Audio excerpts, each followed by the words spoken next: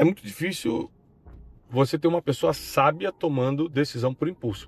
Você consegue ver uma pessoa inteligente agindo assim. A sabedoria, ela já é uma proteção maior, né? Ela é um dom divino, ela não é uma capacidade humana, ao contrário da inteligência. Com a inteligência eu consigo organizar pensamentos, eu consigo entender as coisas, mas a sabedoria, ela vai um pouco além, ela é discernimento, ela é prudência. Então como é que eu vou tomar uma decisão errada ou precipitada se eu tenho sabedoria? Eu sou ser humano, sim, posso errar, mas 99% dos casos eu vou acertar por causa da sabedoria. Já a inteligência pode confundir, né?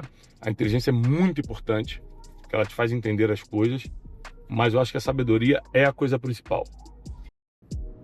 Estamos aqui para mais um Bastidores do Destino. E aqui no carro, aproveitando o tempo indo para o aeroporto, Thiago vai responder umas perguntas pra gente. Era que a Bíblia diz que a gente tem que remir o tempo.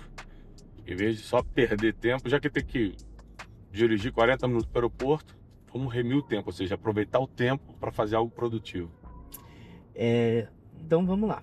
Qual o maior erro de mentalidade que você enxerga nas pessoas de hoje? O maior erro de mentalidade nas pessoas, elas não arriscarem novas experiências. Por quê?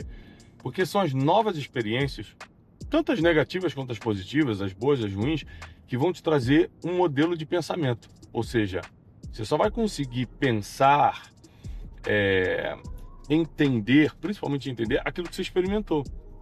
Então, é claro, por isso que a gente fala assim, puxa, fulano foi fazer um intercâmbio lá fora, ficou até mais inteligente, né, mais sábio. Mas, na verdade, foi que a experiência mudou o padrão mental daquela pessoa. Ela pensa diferente agora. Então, geralmente, ela volta pensando mais em excelência, ela volta um pouco revoltada com o seu próprio país, porque vê que algumas leis não são cumpridas aqui, lá era. Ou seja, trouxe graus comparativos, trouxe padrão de excelência. Então, eu acho que poucas pessoas se arriscam em experiência. Vou te contar uma história pessoal. Quando eu tinha 18 anos de idade, apareceu uma oportunidade para mim e para qualquer um da igreja que eu frequentava de servir como músico voluntariamente em umas missões, umas igrejas que estavam abrindo na Europa.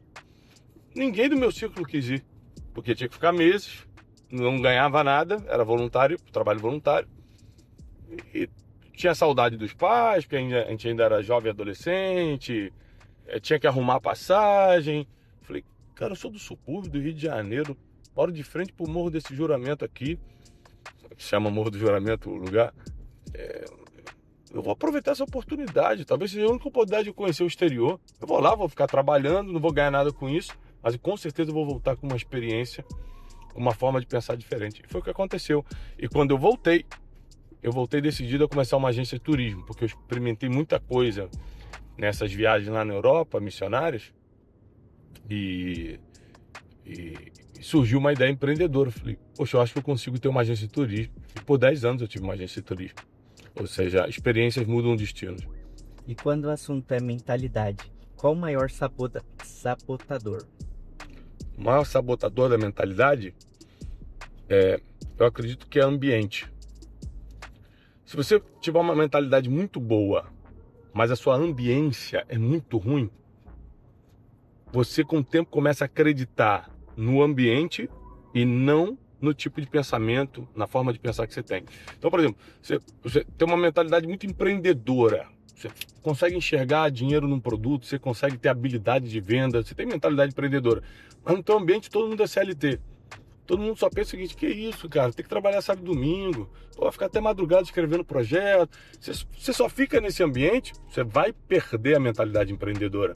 Isso vale também para a espiritualidade. Às vezes você é um cara espiritualizado, uma mulher espiritualizada, entende da Bíblia, né? Conhece ali as nuances da palavra, mas convive com gente tão carnal, ou seja, que vive tanto pelos desejos da carne, que só quer fazer o que quer, um comportamento tão, como a gente fala, mundano, que você com o tempo deixa de ser espiritual e começa a ser contaminado por isso. Aliás, a própria escritura diz que as más companhias corrompem os bons costumes. Você acredita que as pessoas sofrem mais por falta de conhecimento ou por excesso de emoção? Cara, os dois. Eu acho que a falta de conhecimento é o pior, tá? Que você não sendo ignorante, ou seja, tendo conhecimento, mesmo que você seja muito emocionado, ou seja, você age muito pelo que está sentindo, não consegue controlar algumas coisas, tem reações desproporcionais por causa das emoções equilibradas, com conhecimento você vai ajeitando isso. Agora, sem conhecimento, é muito difícil uma pessoa se ajeitar na vida, é muito difícil ela descobrir o seu próprio caminho, é muito difícil ela entender o que está escrito na palavra, ou seja, e a própria Bíblia diz, o povo perece, né? Apodrece por falta de conhecimento. Se o problema é emocional, qual emoção você vê sendo a mais destrutiva para o destino de alguém? Sem dúvida nenhuma, o orgulho, o ego. O ego é teu inimigo, o orgulho vai te destruir. Você se achar melhor ou superior, soberba, altivez. A própria questão de você sabe que tem que pedir perdão para aquela pessoa, mas fala, quem é aquela pessoa para eu pedir perdão para ela? Ela que tem que vir até mim. Esse sentimento, essa emoção, sem dúvida, é a mais destrutiva que existe. Existem muitas emoções ruins, como a inveja, né, que é terrível, como a ira, a cólera, que pode te fazer agir de forma desproporcional e traumatizar pessoas. Mas ainda assim, eu acredito que o orgulho é o sentimento, a emoção que a gente tem que cuidar mais. Eu tenho como um pensamento, né, uma filosofia pessoal, que o orgulho é o maior inimigo do ser humano. Por que é tão difícil para uma pessoa ferida emocionalmente aceitar ajuda? Por conta do orgulho? Não só por causa do orgulho, por causa da própria ferida, né? Ou seja, a pessoa apanhou tanto que ela já não consegue confiar em outra pessoa. Ou ela não tem mais esperança que agora vai dar certo. Então, é muito difícil trabalhar com uma pessoa machucada emocionalmente. Trabalhar em todos os sentidos da palavra, né? Tanto trabalhar no sentido de eu quero ajudá-la, trabalhar no sentido de compartilhar o mesmo ambiente de trabalho com ela. Imagina ter um relacionamento, para quem é casado com uma pessoa ferida emocionalmente, é muito sofrimento. Então, resolver-se emocionalmente deveria ser uma prioridade do ser humano, porque só a partir de uma gestão emocional, eu não gosto muito da palavra equilíbrio, mas pelo menos de uma gestão emocional, você consegue criar uma vida de sucesso, de resultado, plantando e colhendo o que plantou. As pessoas correm muito atrás de paz, mas o que é a verdadeira paz? Paz não é um sentimento, é o estado que você fica quando está no centro da vontade de Deus. Então, o que é a verdadeira paz? É quando você está fazendo exatamente aquilo que Deus esperava de você. Quando você faz o que Deus esperava de você, é porque você não só conhece a vontade de Deus, mas você tem um relacionamento com Ele. E a Bíblia diz que Ele é a nossa paz e nele somos um. Então, não existe paz fora da espiritualidade. Não existe paz fora de Jesus.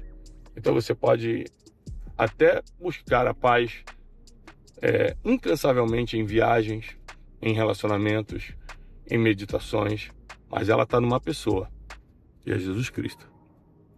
Aristóteles dizia que somos o que repetidamente fazemos. Uhum. Você concorda que a rotina é mais poderosa que a intenção? Eu acho que nada vence a rotina.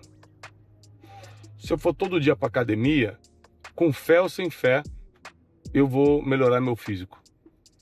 Se eu ler todo dia, acreditando ou não acreditando, eu vou ficar mais inteligente. Se eu orar, ler a Bíblia todo dia, mesmo que eu não consiga visualizar isso no futuro, eu vou ficar mais espiritual. A rotina é poderosíssima para a criação de futuro. E no meu livro mais recente, Ganhe o Mundo Sem Perder a Alma, eu explico que as pessoas geralmente estão atrás de prazer e não de disciplina. Mas eu explico, o prazer lícito, né? Porque tem um ilícito que você nunca deve praticar, mas o prazer lícito, ele deve ser apenas uma recompensa. A disciplina deve ser a sua rotina. Por que pessoas tão inteligentes e tão sábias continuam tomando decisões por impulso? É muito difícil você ter uma pessoa sábia tomando decisão por impulso. Você consegue ver uma pessoa inteligente agindo assim. A sabedoria, ela já é uma proteção maior, né? Ela é um dom divino, ela não é uma capacidade humana, ao contrário da inteligência.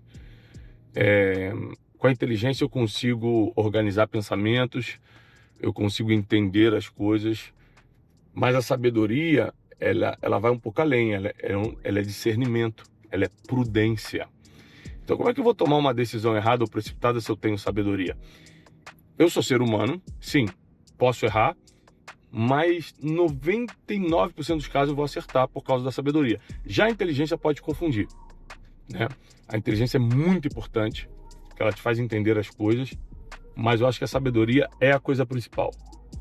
Qual é a decisão aparentemente pequena que mais altera o destino de uma pessoa?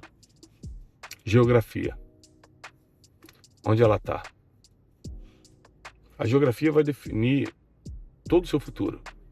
Se você é solteiro, a geografia provavelmente vai definir com quem você vai casar. Que igreja você vai frequentar. Que tipo de amigos você vai ter, o nível dos amigos. O tipo de negócio que você vai fazer. Tem negócio que só é possível fazer, por exemplo, em São Paulo. Talvez numa cidade do interior de Minas ou do Nordeste você não conseguiria esse tipo de negócio. A geografia é destino. Eu explico isso no livro mais recente, né? A geografia é destino. Então, as pessoas geralmente não dão tanto atenção. Elas são tão apegadas ao passado ou à segurança emocional de estar onde sempre esteve, ao que a gente chama de zona de conforto, que ela não arrisca, talvez, uma nova geografia. E tem muita prosperidade em geografias que você ainda não conhece. Falando em destino, você acredita que tudo foi escrito ou que a pessoa pode tomar suas próprias decisões? Nos dois. Sem dúvida nenhuma, tudo foi escrito, está em Salmo 139. Todos os dias da nossa vida foram escritos por Deus. Só que, ao mesmo tempo, nós temos 3 tipos de destino. Esse destino de Salmo 139, que é o destino planejado por Deus. O destino rígido, que é o que já aconteceu e você não pode mudar, cor da sua pele, onde você nasceu, quem foram seus pais. E o destino flexível, que é uma pequena porção que Deus nos confere aqui na Terra, de tomada de decisão e poder de escolha. Com quem eu vou casar, onde eu vou morar hoje, qual região, qual geografia eu vou morar, que tipo de trabalho eu vou fazer, se eu vou trabalhar para alguém ou vou ser corajoso para ter meu próprio negócio, assumir os riscos e ter meu próprio negócio. Então, se você consegue se adaptar bem ao destino rígido, que é o que já aconteceu, não tem como mudar, escolher bem, ter sabedoria para decidir bem no destino flexível, que é uma pequena parte da sua vida, e ter sensibilidade espiritual para se encaixar no destino planejado, que é o que Deus escreveu para você, aí não tem como dar errado. Mesmo que você passe por situações difíceis, porque Deus nem sempre nos seus planos tem só coisa boa. Na vida de Jó, por exemplo, ele tinha uma tragédia escrita, mas sempre vai fazer você terminar melhor. Sempre vai te levar para o próximo nível. Por que você acha que a maioria das pessoas sabe o que fazer, mas não faz? Por exemplo, você deu o exemplo de geograficamente, se ela mudar, ela pode mudar o destino dela. Por que as pessoas, mesmo sabendo, elas não fazem? Tem 3 motivos principais. O maior deles, sem dúvida, é o medo. O medo é paralisante. A pessoa sabe o que tem que fazer, mas tem medo de fazer. Medo de perder, medo de não dar certo, medo do novo, medo do risco. Segundo, dúvida, que é a confusão mental. Ai, será? Mas será que é para mim? Não, eu sei que é bom, mas tá claro, tá lógico que vai ser melhor, mas será que eu vou conseguir me adaptar? Essa confusão mental, essa dúvida, acaba com o destino de qualquer um. Medo, dúvida e terceiro, companhias. São as companhias que acabam te incentivando ou reprovando os teus próximos passos. Então, você imagina, eu estou decidindo que eu preciso me mudar geograficamente para ter resultados. Mas minhas companhias dizem, que isso, cara? Muito risco, não dá e tal. Então, medo, dúvida e companhia. São 3 inimigos que podem, mais companhias, né? Que podem atrasar isso aí. Quando alguém tenta forçar um destino que não é o dela, qual é o sinal mais evidente disso? Número 1, falta de paz. A Bíblia diz, seja a paz de Cristo o árbitro, o juiz do teu coração. Se não tem paz, não é para você. Segundo, a medição dos conselheiros. O que seu pai e sua mãe falaram? O que seu guia espiritual falou? O que os mais velhos, os teus conselheiros falaram sobre isso? Então, às vezes você está forçando algo que você não tem paz, que teu pai, tua mãe, teus conselheiros, teu guia espiritual, quem você escuta, teus mentores disseram, é mais difícil por aí, E ainda assim você está insistindo. Então eu acredito que se você tiver paz e bons conselhos, dificilmente você vai forçar um futuro que não é o seu. Você já viu alguém se perder pelo excesso de liberdade? Seja financeira, seja qualquer uma outra. Todo excesso traz consequência. E nesse caso, uma pessoa, por exemplo, que tem liberdade financeira, se ela não tiver o coração blindado com a espiritualidade, é lógico que ela vai se perder. Por quê? Porque o dinheiro, ele é o maior patrocinador de obras da carne. Inveja, discussões, partidarismos,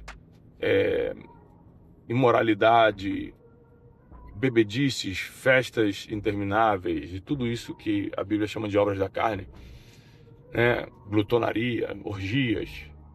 Então, o dinheiro ele tem esse poder de pagar as obras da carne. Se você não tem o coração blindado com a espiritualidade, você vai se achar poderoso, poderosa o suficiente por causa da conta bancária que tem para querer experimentar o que quiser. E essa falsa liberdade vai acabar não só com a tua vida terrena, vai roubar a tua eternidade. A Bíblia fala muito sobre sabedoria prática. O que você considera o maior princípio da sabedoria que as pessoas ignoram hoje? Temor do Senhor, que é fazer o que ele gosta, se afastar de tudo que ele odeia. O temor do Senhor, ele é um aviso interno, ele é um semáforo. Tá verde, eu posso ir, tá vermelho, eu não avanço. O temor do Senhor é um filtro que permite saber, isso pode passar, isso já não é para mim. O temor do Senhor é um sino, um alerta. Fala, olha, cuidado para onde você está indo, cuidado com essa pessoa que você está andando. O temor do Senhor é um friozinho na barriga, que você sabe muito bem que onde você está não era para estar, que não era para estar conversando com essa pessoa que você está conversando, que não era para estar falando o que você está falando. Então, a Bíblia diz que o temor do Senhor é o princípio da sabedoria. Então, não há como você alcançar a verdadeira sabedoria, ainda mais na prática, que é a aplicação dela no dia a dia, sem temer a Deus. Não tem como. Qual versículo ou ensinamento que você acredita que resolveria conflitos internos se fosse realmente entendido? Jeremias 29:11. Eu tenho planos para você. São planos de bem, de paz e não de mal, para vos dar um destino de paz e prosperidade, para que vocês terminem como todo ser humano quer terminar, bem.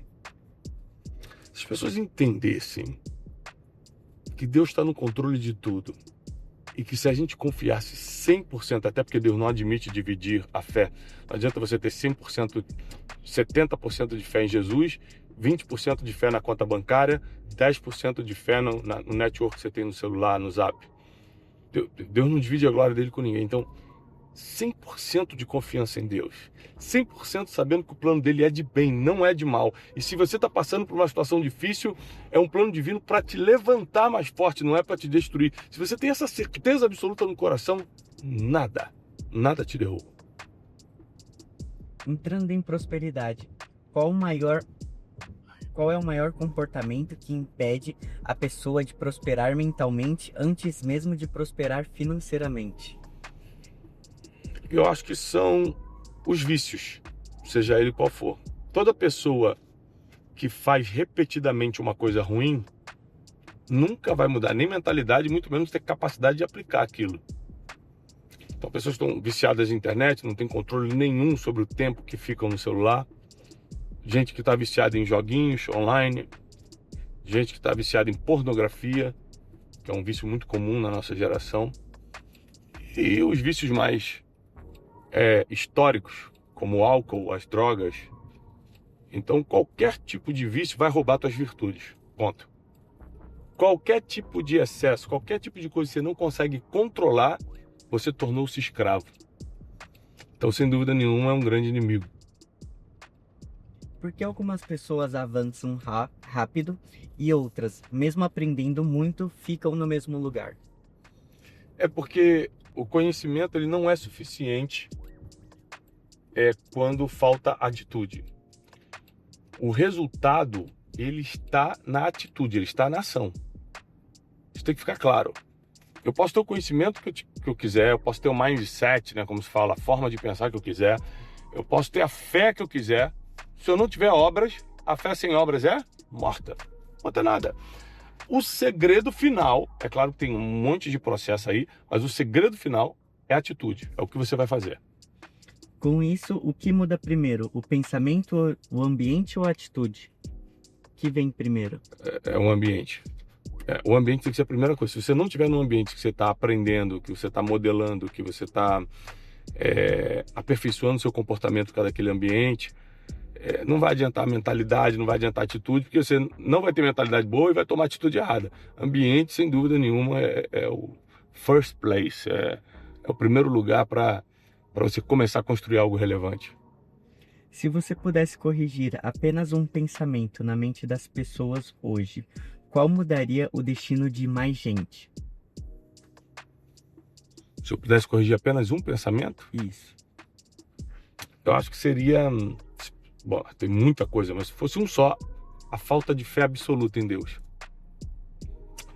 É porque eu paro para pensar assim, nos segredos do sucesso e tudo que você tem que fazer para conquistar felicidade, uma vida de paz e prosperidade.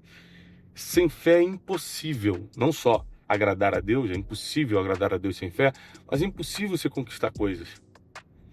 Então, as pessoas, elas brincam de gostar de Deus, elas brincam de gostar da Bíblia, elas até colocam na bio lá do Instagram dela, filha de Deus, não sei o que de Yeshua e tal, mas na prática elas não confiam 100%, a fé é quebrada, a fé é partida, e eu só acredito numa fé que seja inteira, íntegra, é 100% de confiança, e ponto final. Qual pergunta você acredita que todo ser humano deveria se fazer aos 20, aos 30, aos 40 e por quê?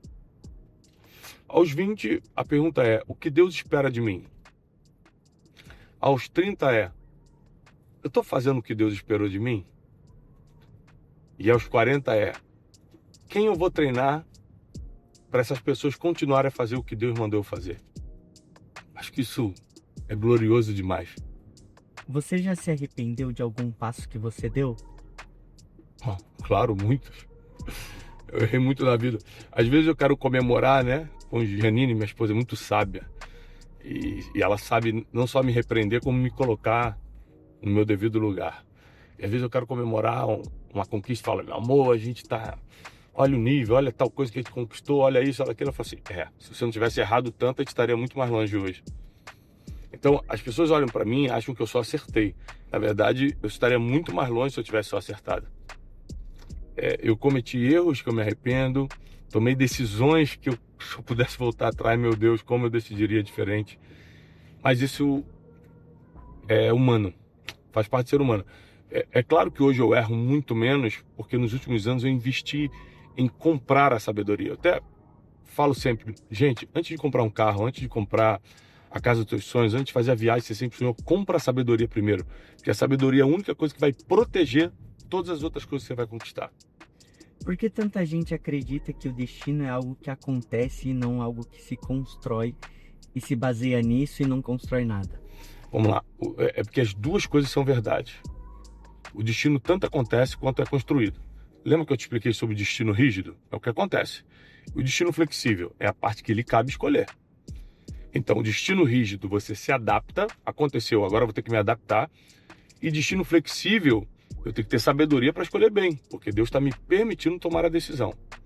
Então, é muito importante que você aprenda que os dois destinos existem, é que são percentuais diferentes. Existem coisas que já estão feitas e você não vai mudar, estão determinadas e acabou, e tem coisas que Deus permite você escolher. E como você vai se adaptar ao primeiro e usar bem o segundo, vai determinar o teu futuro e os teus próximos anos. E as pessoas têm um problema com o destino porque elas não entendem bem o que é, então elas não sabem como utilizá-lo ou revertê-lo a seu favor. Qual o pensamento que mais distancia alguém do seu próprio destino? Eu acho que é qualquer tipo de limitação mental, né? Não posso, não quero, crença limitante, isso não é para mim, eu não mereço.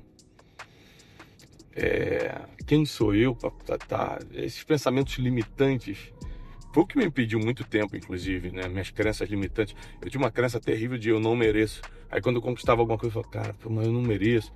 Porque o nosso inimigo, o acusador, ele quer te lembrar e jogar na tua cara os teus pecados, os teus erros do passado. Ele quer lembrar de onde você veio.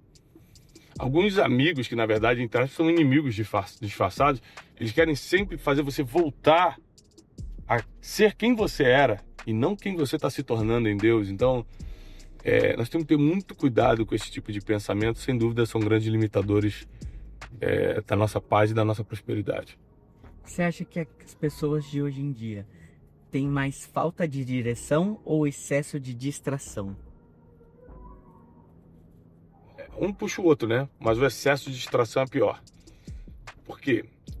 Porque se eu não tenho a direção ainda, mas pelo menos estou atento, eu vou descobrir o caminho. Mas se eu estou no excesso de distração, o que adianta alguém gritar para mim, vira aqui, se eu estou distraído? Então, lógico que os dois têm sua importância, mas o excesso de distração vai sempre roubar a direção. Mas se hoje eu não tenho direção, mas pelo menos eu estou focado em descobrir qual é o caminho, eu tenho uma chance. Porque algumas pessoas precisam, entre aspas, quebrar para aí sim começar a seguir o seu destino? Orgulho. E tem orgulho que só se quebra quando você quebra. Ignorância. Que aí quando você está quebrado, você fala, eu não posso ficar aqui passando essa fome. Aí você começa a se preparar, a estudar, a entender a vida, desenvolver a inteligência. Deus sabe como lidar com cada um. Existem pessoas que, numa palavra divina, ela já se conserta. Outras, Deus pode falar que ela não entende, mas se ela quebrar, ela aprende a lição. Então, depende muito de como a pessoa reage aos comandos divinos. Eu acho que Deus permite a quebra quando você não entendeu os primeiros sinais divinos. Qual é o indicador de que a pessoa está pronta para o próximo nível e não apenas empolgada? Por exemplo, se mudar geograficamente. Convites. Os convites determinam muito isso. Estou na hora de ampliar minha empresa, de fazê-la crescer, ou continuo aqui no jeito que eu estou? Não sei, como é que estão seus convites? Tem grandes empresários te chamando para o nível de cima? Tem grandes compradores querendo comprar de você? Tem grandes investidores querendo colocar dinheiro na sua empresa? Eu quero mudar geograficamente. Apareceu alguma oportunidade para você? Alguém quer que você esteja lá? Tem algum tipo de convite? Eu sempre tive para mim que convite ou convites, porque o plural importa, são sinais divinos para algo que você tem que prestar atenção. Em qualquer área da tua vida, onde tem convites, no plural, tem um sinal divino ali. Última pergunta, se tivesse que deixar apenas uma pergunta para alguém refletir sobre seu próprio destino, qual seria? Onde você vai passar a eternidade? A vida passa tão rápido aqui na Terra, a nossa peregrinação aqui é tão efêmera. E a nossa maior preocupação deveria ser, depois disso aqui, que qualquer doença me leva, qualquer acidente me leva, aonde eu vou passar a eternidade? Onde eu vou gastar o que realmente importa, que é a eternidade?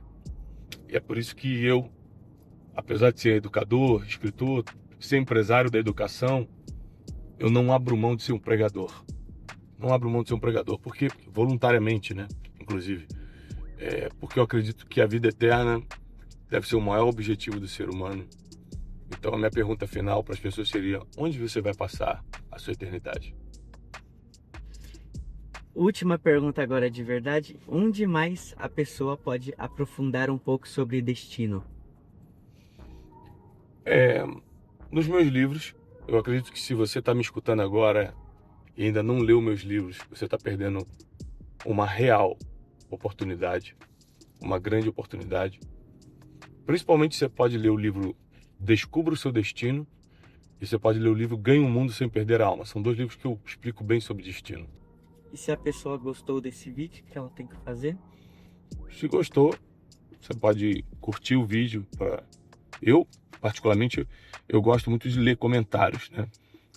Aqui do YouTube, né? Se você está assistindo no YouTube. Então curte o vídeo, comenta o que você aprendeu. A gente respondeu várias perguntas aqui, o que você aprendeu. E não deixe de pegar esse link e compartilhar com pessoas que precisam escutar esse conteúdo. Não deixe de acompanhar a gente nos nossos programas diários, Café com Destino de segunda a sexta, programa Boas Notícias todo domingo, 8 horas da manhã. A Escola de Sabedoria, que é por temporada, mas a temporada passada está disponível na internet, no meu canal de YouTube. Não deixe de acompanhar nossos programas, que com certeza vão te ajudar. Inclusive aqui o Bastidores do Destino.